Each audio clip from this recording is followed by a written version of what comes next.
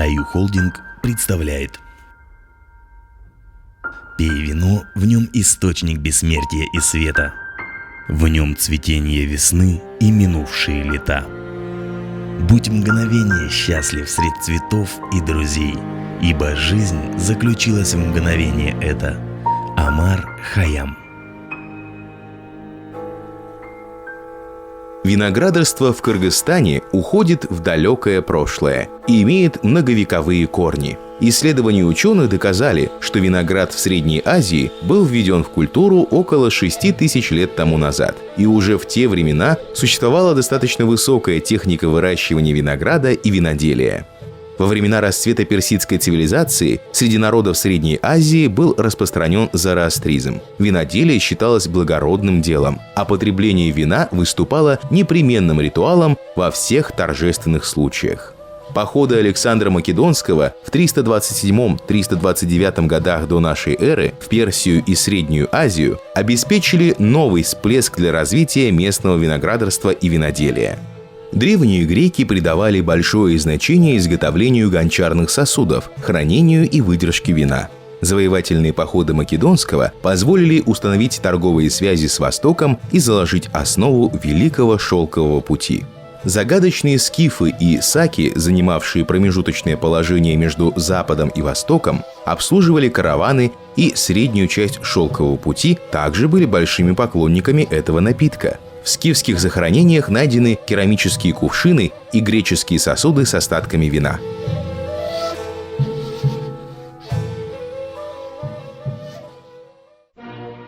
В начале 20 века виноделие начинает вновь возрождаться усилиями русских переселенцев. Промышленная эпоха развития виноделия началась по личному указанию Сталина в 1936 году. Советское правительство приняли ряд постановлений о развитии виноградарства. В СССР определяются пригодные районы и планомерно закладываются первые виноградники.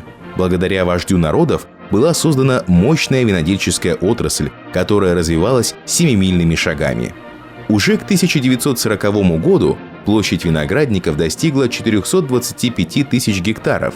Было создано 150 специализированных совхозов.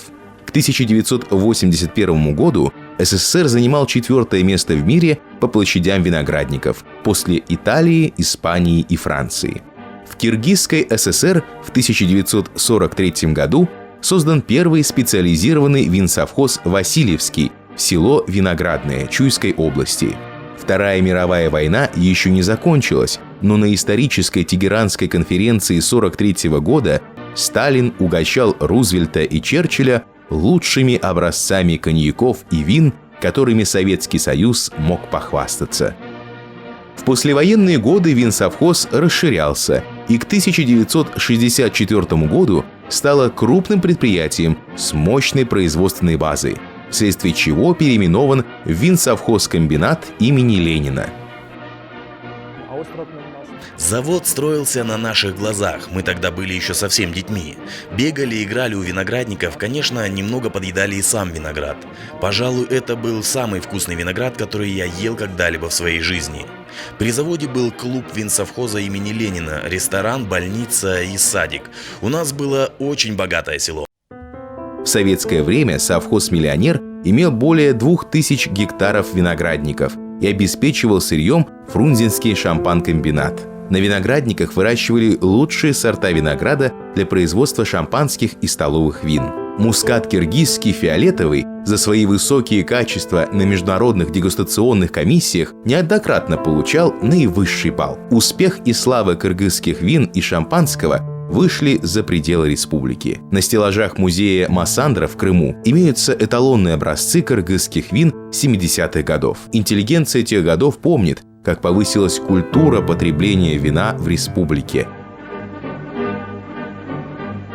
Закат эпохи масштабного виноградарства начался с антиалкогольной кампании 80-х годов с принятием сухого закона. С развалом Союза и проведением земельных реформ в 90-х годах виноградники Кыргызстана были практически уничтожены. И лишь чудом уцелевшие виноградники положили основу существования завода. После раздела земли и приватизации винзавод в селе Виноградное несколько раз сменил владельцев и название. Вследствие износа оборудования и обветшания производственной базы полностью прекратился выпуск готовой продукции. Завод был разворован и практически полностью развален. По инициативе президента холдинга АЮ господина Абдыкеримова Шершенбека Шелобековича в 2014 году для винзавода наступила новая эпоха развития. Винодел вошел в состав крупнейшего холдинга АЮ.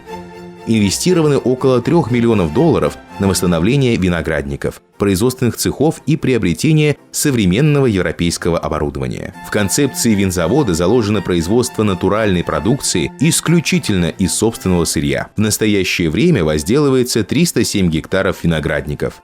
Выращивается посадочный материал для закладки новых виноградников.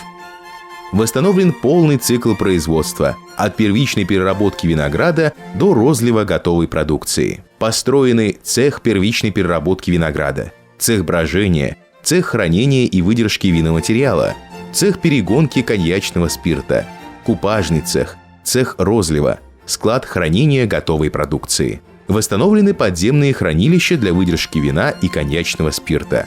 Завод оснащен итальянским оборудованием, соответствующим всем современным требованиям и нормам.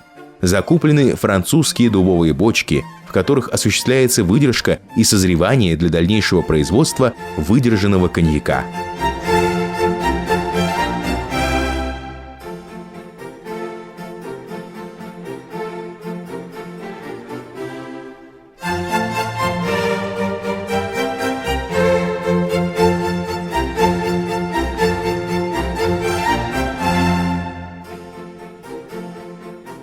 Использование собственного винограда с применением европейских технологий переработки позволяет производить продукт высокого качества, который проходит лабораторный контроль на всех этапах производства.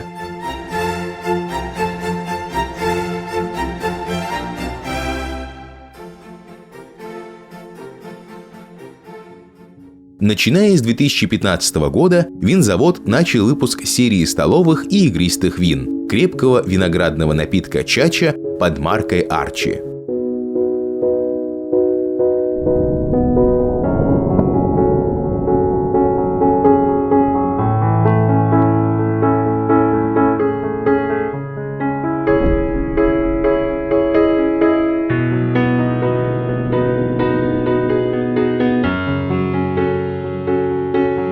Особой гордостью завода является шампанское Арчи, которое производится из отборных сортов винограда Пинофран и Мускат Мадейра. Также можно отметить эксклюзивность дизайна и внешнюю красоту, которая добавит колорита к любому празднику.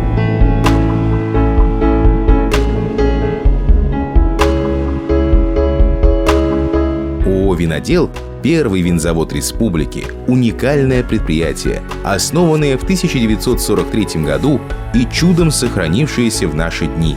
В этом году предприятию исполняется 73 года. «Винодел» – самый старейший и крупнейший винный завод Кыргызстана. Впервые в Кыргызстане «Винодел» начал закладку солодового спирта в дубовые бочки для выдержки и созревания настоящего виски. Для улучшения вкусовых качеств применяется двойная перегонка виски и многоступенчатая система фильтрации. После десятилетий застоя, пройдя капитальную реконструкцию и вновь начав производство, компания «Винодел» стала достойным преемником советской эпохи, сохранившей производственную базу и виноградники. В компании большие планы на развитие кыргызского виноделия. Поставлена цель вернуть былую славу кыргызским винам как в республике, так и за ее пределами, стать флагманом современного виноделия и следовать мировым винным трендам.